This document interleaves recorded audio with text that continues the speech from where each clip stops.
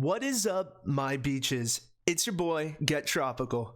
Are you struggling to find a landing spot with your squad for Arena on the new map? With the range of skill between the current player base, knowing what POIs are better than others could be the difference between getting pub stomped and that epic victory royale. The majority of players are already familiar with Retail, Pleasant, and Salty from the previous map, so here's my top 10 best new landing spots for squads in Fortnite, Chapter 2. First up, but last on the list, we have Weeping Woods coming in at number 10. This may be a good drop for beginners in pubs who only build with wood, but for the arena squads, Weeping Woods is downright impractical. With a grand total of 11 chest spawns and 2 vending machines, consider yourself and your squad toast if another squad lands here with you. While Weeping does have access to a boat on the northern side, an upgrade station on the southeast, and a couple of campfires near the campgrounds, everything is far too spread out and easily contestable for a squad to do consistently well in high-level arena. Next up, and coming in at number 9, we have Hedges. While having comparatively one less chest spawn and a considerable lack of brick materials, Hedges just barely skirts above Weeping due to its compact size and positioning on the map. In arena squads, being able to rotate to a teammate in trouble is absolutely vital. Holly's positioning closer to the edge of the map gives your squad one less angle to worry about, and potentially will help decrease third-partiers on the rotate out. With one vending machine and an upgrade station, Hedges may be the spot for you, especially if you want to avoid getting contested. If you're looking for a little integrity, you've come to the wrong place. At number 8, we have Frenzy Farm. While significantly better than the last 2 POIs, Frenzy Farm still has its faults, which is why it found its spot towards the bottom of the list. Frenzy Farm does have a lot to offer with 17 chest spawns, 2 campfires, and a vending machine. In my experience, blue ammo crates that grant a health item as well as ammo spawn here pretty frequently, and heals in Chapter 2 are now more important to the meta than ever. However, all this loot is spread out over quite a distance, and getting separated from your teammates seems to happen frequently. Due to its central location on the map, you have to worry about all angles at all times, but there are plenty of hiding spots for you to get the jump on your opponent. If you do land at Frenzy, be sure to land where the loot is most condensed, such as the ranch house, or your opponent may be the one to get the jump on you. At lucky number 7, we have something new yet familiar, but altogether not that special, Lazy Lake.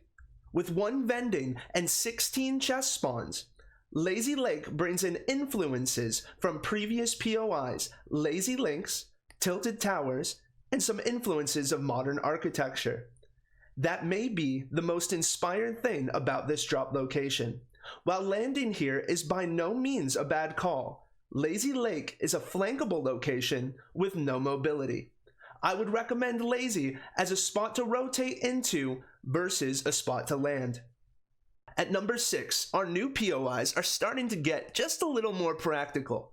Craggy Cliffs, located at the northern edge of the Apollo map, is set up in such a way where even if it's contested, your squad will stand a good chance.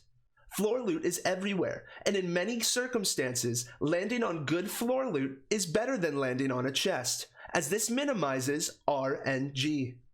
The more randomness you can remove from the game, the more consistent you will perform.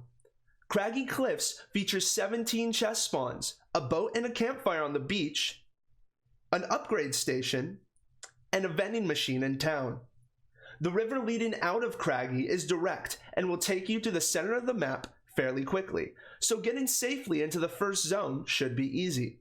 I recommend Craggy Cliff as a balanced POI, but if you do pick this drop, be sure not to land in the middle house, as it only has floor loot and not much of it.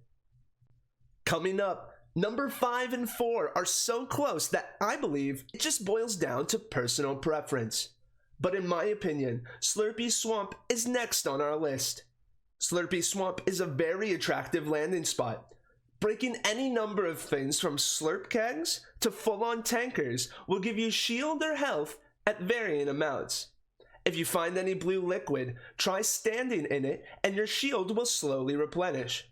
Here's a neat trick.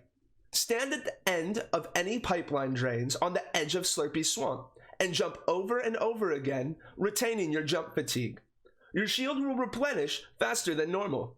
While shield is readily available and 2 boats are available for mobility to the west and north, its mere 14 chest spawns will likely be heavily contested. High risk, high reward. Coming in at a close number 4, we arrive at Steamy Snags. I rank Steamy higher than Slurpee Swamps because mobility in Chapter 2 is much more scarce than shield.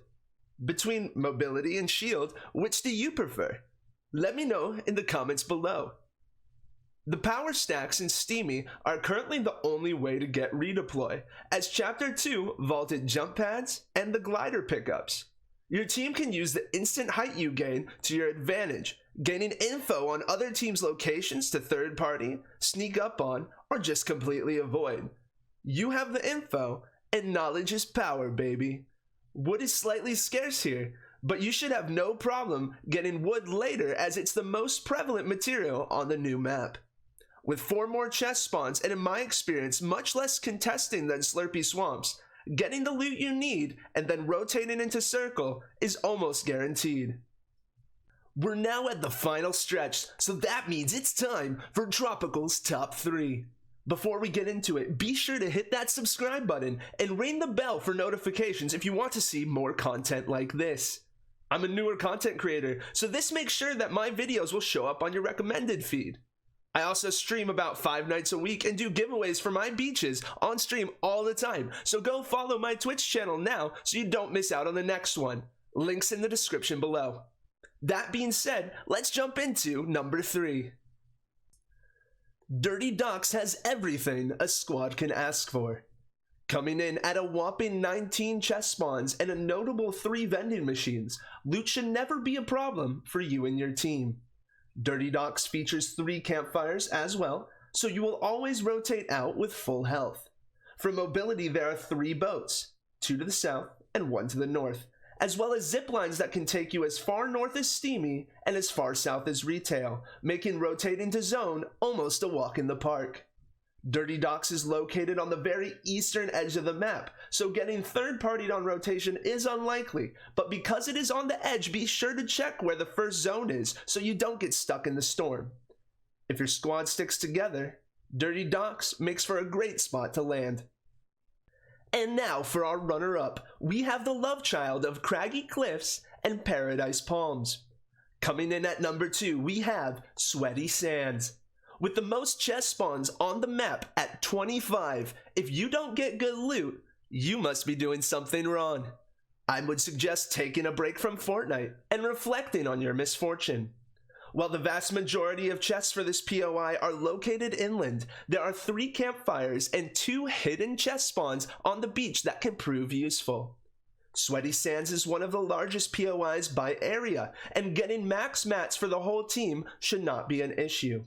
You may end up having to face a couple other teams, so I would suggest starting on the edge and working your way through to avoid getting sandwiched.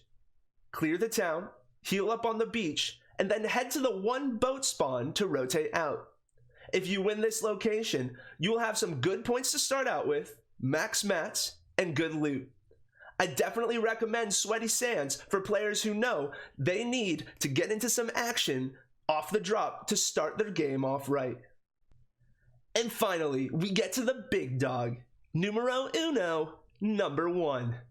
Ladies and gentlemen, lurkers and beaches, the best spot to land for arena squads in Fortnite Chapter 2 is Misty Meadows.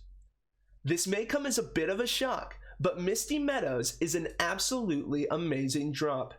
Half the time I land here, I am minimally contested or not at all. Somehow flying under the radar with 21 chest spawns, Misty Meadows is divided in half by a bridge that enables a truly systematic approach for you and your team. The trick is to always land on the east side of town, as this half of Misty offers one more chest, the only vending machine, and the quickest access to the boat for mobility.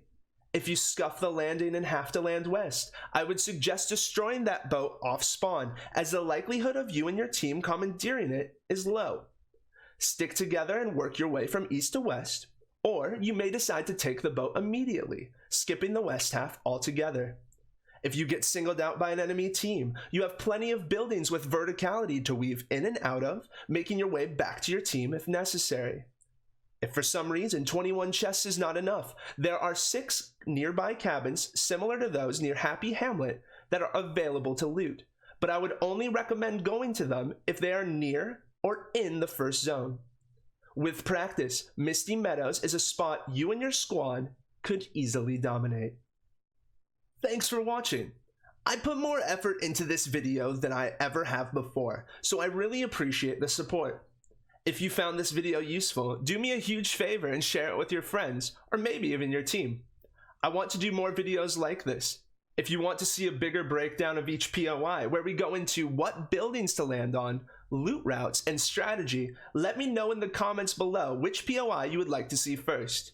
Don't forget to like and subscribe, and I hope to see you the next time I go live. Later, beaches!